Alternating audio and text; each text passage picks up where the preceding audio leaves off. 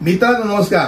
कायदेशीर माहिती देणाऱ्या माझ्या युट्यूब चॅनलमध्ये तुमचं स्वागत आहे. आजचा विषय भाडेकरू.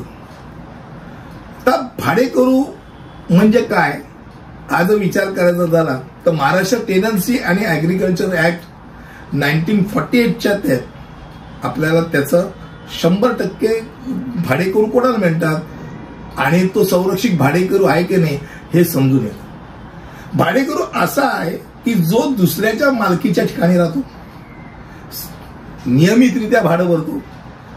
भाडेकरू असा आहे ज्याला भाडेपट्टी किंवा भाडे करारावर स्वाक्षरी करून दुसऱ्या व्यक्तीच्या मालमत्तेवर कब्जा करण्याची परवानगी असते. आता भाडे करार काही मार्गाने भाडेकरूला अधिकार पण देतो, परंतु त्याला मालमत्तेची संपूर्ण कायदेशीर मालकी घेण्यापासून प्रतिबंधित करतो. पारंपरिकपणे आपण दोन प्रकारचे भाडेकरू बघतो.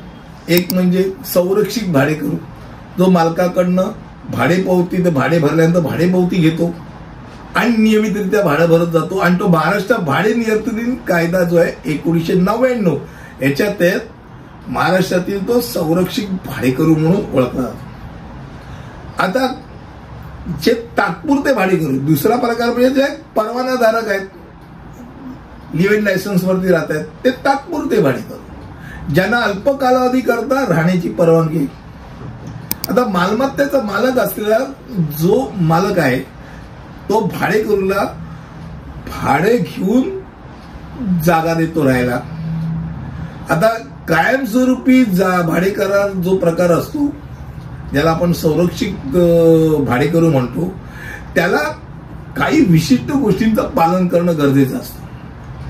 पहिली गोष्ट म्हणजे तो भाडं जे भरतो ते एक दर महिन्याला, दर 3 महिन्यांनी, त्रैमासिक किंवा 6 महिने किंवा वार्षिक असेल, त्यांचं जे ठरलंय त्यानुसार तो भाडे भरत असतो. आणि यात काय नियम पाळले पाहिजे तर पहिली गोष्ट म्हणजे त्याला त्यांनी जे ठरवलेले ते भाडे आहे ते नियमितपणे त्याला भरावं लागतं. जर त्यांनी भाडं भरणं टाळलं तर तो अडचणी देऊ शकतो.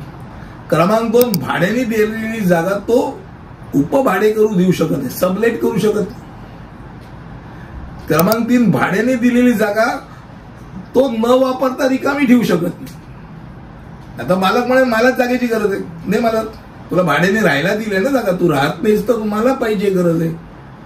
नंबर 4, भाड्याने घेतलेली जागा तो कोणालाही विकू शकत नाही, तू काय मालक नाही.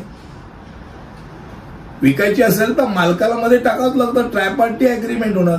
मालकाला मालकी हक्क देऊन मग मालक तो नवीन जो भाडेकरू येईल त्याला भाडेपावती देईल, त्यामुळे डायरेक्ट विक्री होऊ शकत नाही. त्यानंतर तो शेजारच्याला त्रास होईल असं कोणत्याही प्रकारचं वर्तन करणार नाही. क्रमांक 6, तो बेकायदेशीर कुठची कामं करणार नाही. ते रात्री अपरात्री कोणीतरी येत आहे, दारू पिऊन येत आहेत, जर वेगवेगळ्या प्रकारचा वेश्या व्यवसाय म्हणा किंवा इतर काय दारूच धंदा करतोय किंवा इतर कुठचे अशी की जे कायदेशीर नाहीत असं कुठचंही तो चालवत असेल तर ती जागा तो परत त्याला द्यावी लागू शकते, हे लक्षात घ्या.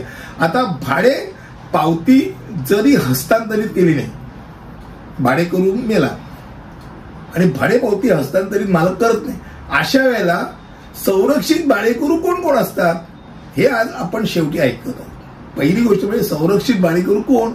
मृत भाडेकरूची विधवा पत्नी, मृत भाडेकरूचा मुलगा, त्याची अविवाहित मुलगी, त्याची सून, जर मुलगा वारला असेल तर त्याची सून, त्याची विधवा किंवा घटस्फोटित मुलगी किंवा मृत मुलाचे